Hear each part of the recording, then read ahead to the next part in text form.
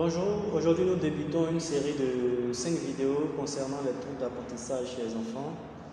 Spécifiquement, nous allons aborder aujourd'hui le thème de la dyslexie qui concerne un trouble spécifique d'apprentissage.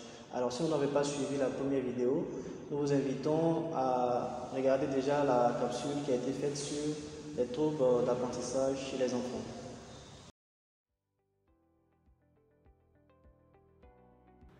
Alors, on parlera de dyslexie lorsque l'enfant sera dans l'incapacité de lire correctement soit un texte ou des mots. Il faut dire qu'on va parler réellement de dyslexie lorsque l'enfant finit le cours préparatoire, parce que ce sont des classes qui préparent à la lecture et à l'écriture.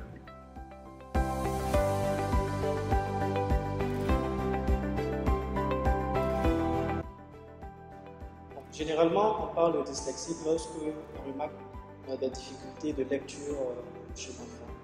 Alors après, généralement, les cours préparatoires, c'est-à-dire les premières classes de CP qui préparent l'enfant à la lecture, on remarquera que l'enfant éprouve toujours des difficultés à lire soit des textes, des mots et tout. Donc si ces difficultés-là persistent jusqu'au cours élémentaire, il serait probable que l'enfant présente un trouble 10, notamment une dyslexie, qui se résume tout simplement des difficultés de lecture.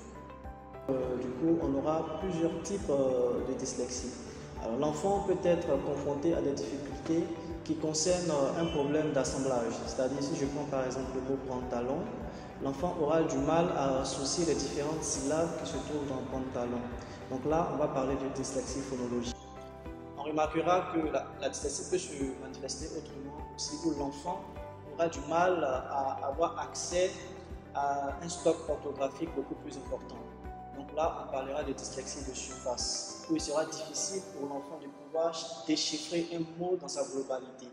Donc dans ce cas-là, l'enfant pourra lire assez difficilement les mots irréguliers. Nous avons aussi des cas où l'enfant peut présenter les deux formes de dyslexie. Donc là, on parlera de dyslexie mixte.